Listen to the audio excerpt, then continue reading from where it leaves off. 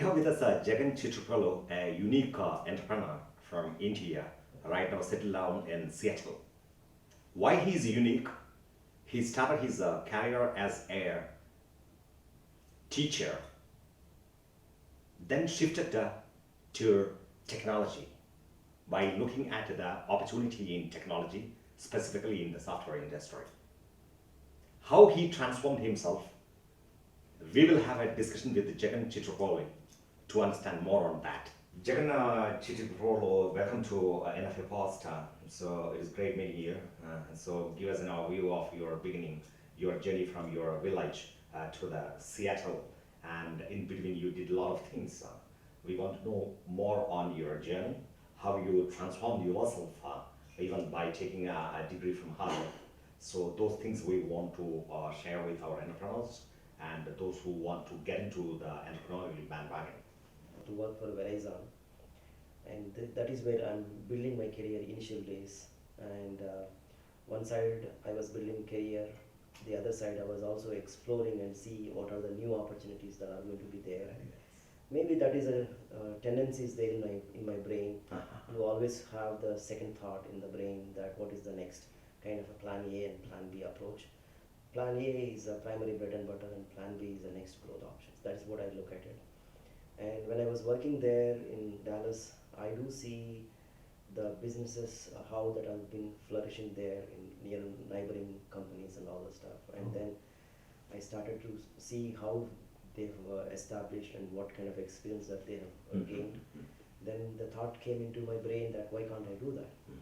So since Dallas has already been fully commoditized, the market is there. And I realized that in order to solve this kind of a puzzle, because I have a clarity in terms of setting up a technical staffing company, but Dallas is already being fully democratized in that space. Okay. So, and I was looking for a specific city where I can grow significantly. And apparently, one side is a Microsoft, is my technology solution company where we are using always Microsoft technology stack. The other side, I also saw that the staffing companies are not much being democratized. Okay. And that was the main reason I've chosen to go to Seattle. And once I go to Seattle, one side I was working, and the other side I started exploring to establish it. And I'm very fortunate that I've established in the staffing company right on the same year, which is a 2005 December, which is more than almost like 17 years so far. Okay. So that is the first seed of establishing a company back in United States as an entrepreneur. Okay, very good. Right. So the point is that your C2S Technologies, then you started this Naviz Analytics. How the journey, evolution of technology in analytics space and your thought on catching new opportunities using the tech capabilities of C2S Technologies, how you evolved yourself over a period of time. Give us that journey, that path. Yeah. So Vijay, so the transition from C2S Technologies to Naviz Analytics is basically primarily when I was working in Dallas. Most of the core competencies that have been associated with the data and analytics, and because that was my core experience. Okay. And we built a company, C2S Technologies, primarily in technical staffing, but we ended up having lots of engagements with Microsoft, data specific engagements. Okay.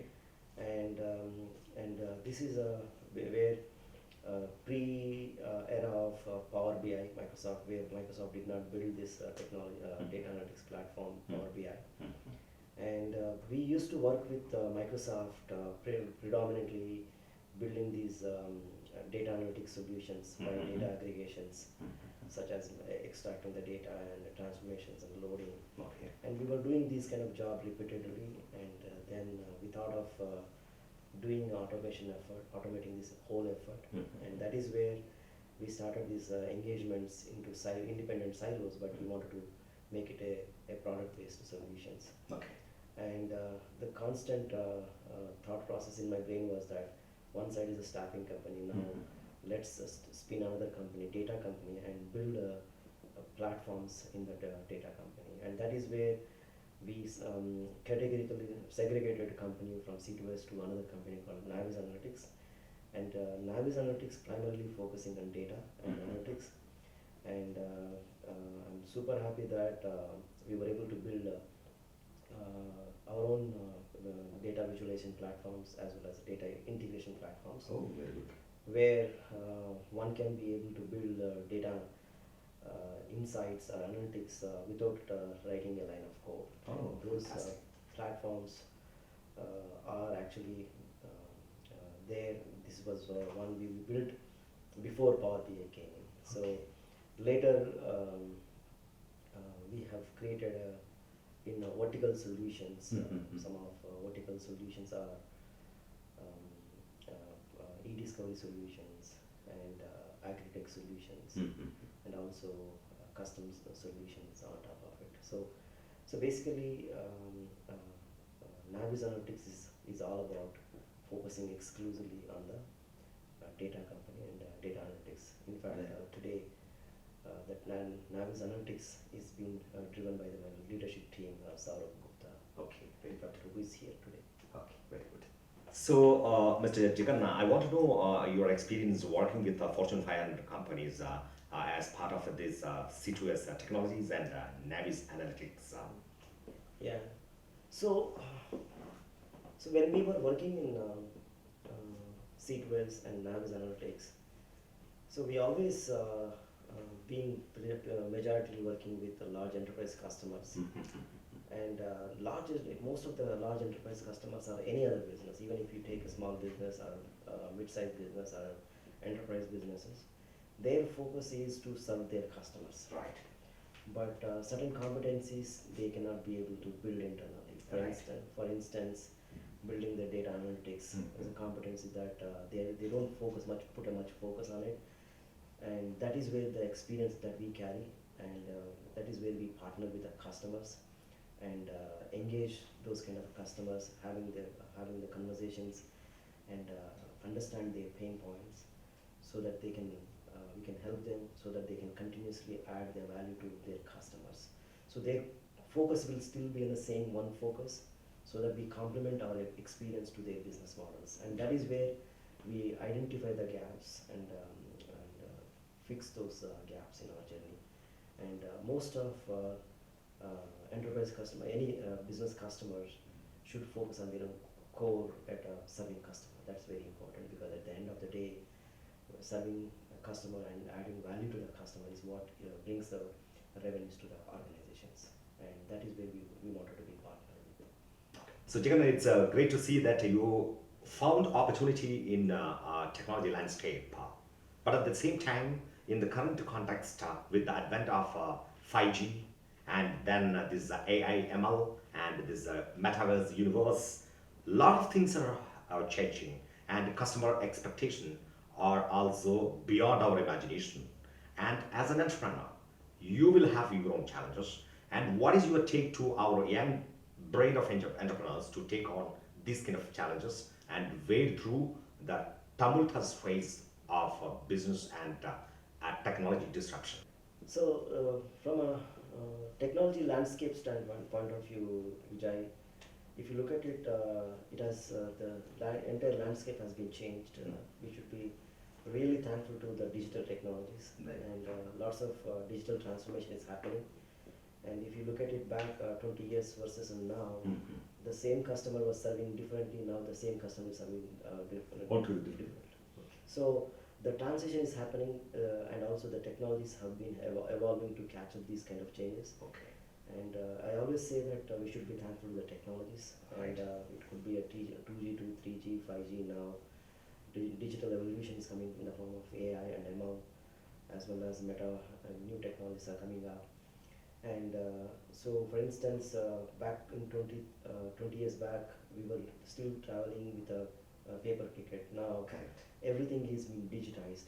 Not only just like digital ticket, it's experience also being digitized. For Yeah. instance, post-COVID it's completely shifted that kind of a transition. Even if you go to a restaurant now, everything you're scanning through digital menu and all the stuff. Right. So even the financial transactions have been changing. We were having lots of paper transactions. Now everything is being digitized. Correct. So these are the behaviors have been changing in a real world, and everybody is accepting it. And today we are at a junction of transition from old technology to new technologies, and this is where lots of opportunities.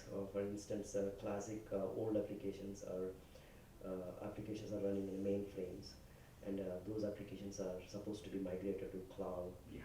Data needs to be moved to the cloud. Mm-hmm. Most of the pictures are moving to the cloud, and now building the solutions on top of it and making a seamless automation efforts make the customer experience great. So in all 360-degree point of view, if you look at it, and digital evolution is happening, and we are at a cusp of it. So, Okay. so we should be really thankful to the technology transitions. So, being an entrepreneur and what you call running a family and in multiple geographies where you are working, it's a enormous cumbersome process. So, how you are looking at this kind of a challenge of running a family and running these multiple businesses? How you cope up with the situation? Give us a view and our view on that.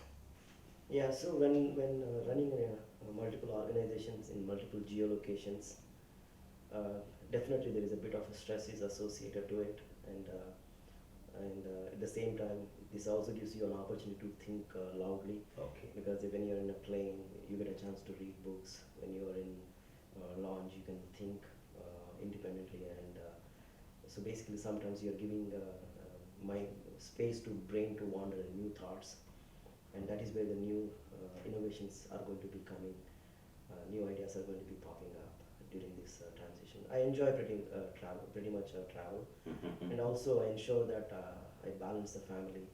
I still do lots of carpooling, so I ensure that during my vacation I plan proper carpooling so that it's not going to be disturbed.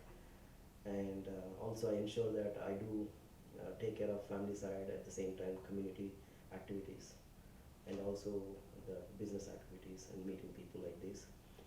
And yeah, definitely to have this kind of a proper balance, my recommendations to most of the people, and even this has been taught in Harvard Business School, is that build that self-awareness and have that self-awareness.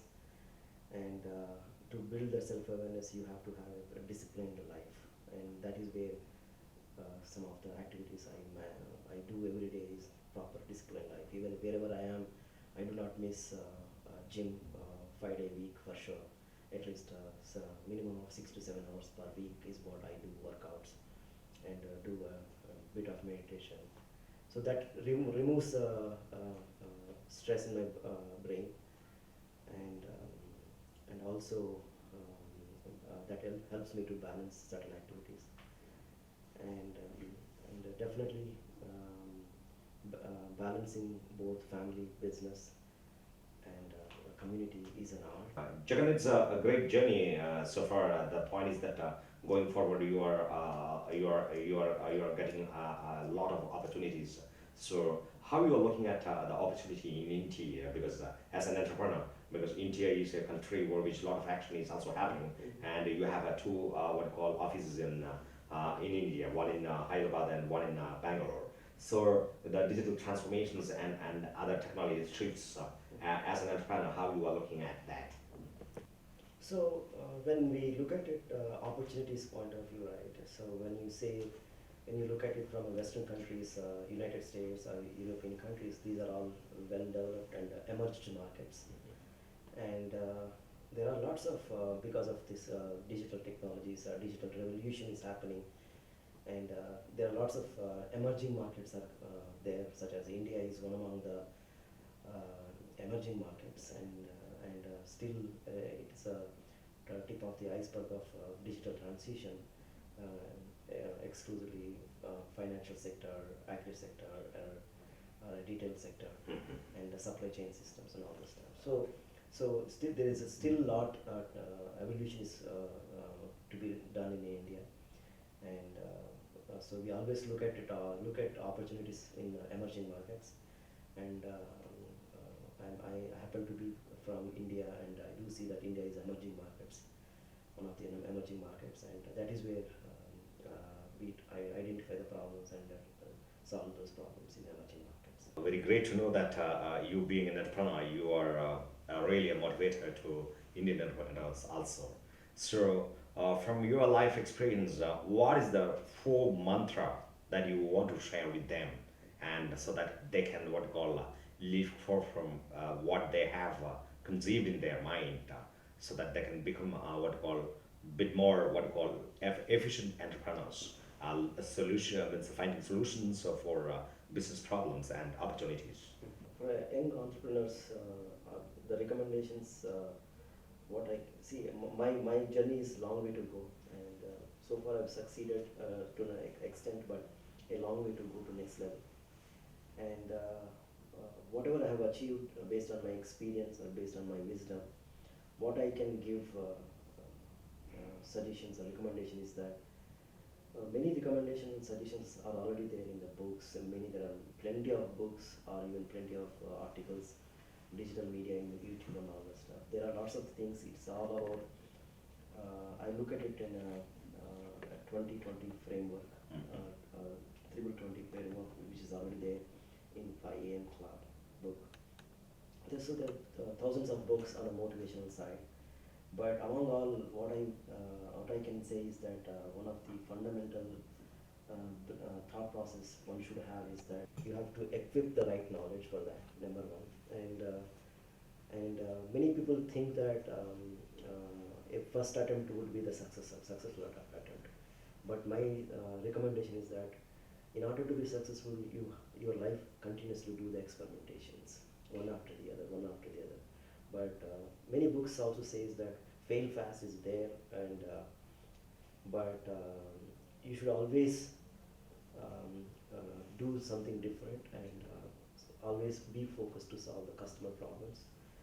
And fail fast is one thing, and never give up. That's one thing. But see, these are all the regular suggestions. Everybody talks about it. Even I'm talking about it. But you need to live with that experience. But to conclude that, have the strong grit and discipline, and keep talking about it, and the universe will act to it. So that's my mantra too. So Jagan has proved himself that a teacher can transform himself to be a technology person and do wonders as an entrepreneur. So going forward in India, from India, a lot of people are looking at Jagan, how you will look going forward, and the technology disruption that you are looking at and that you are availing for your entrepreneurial journey, that is also mapped properly.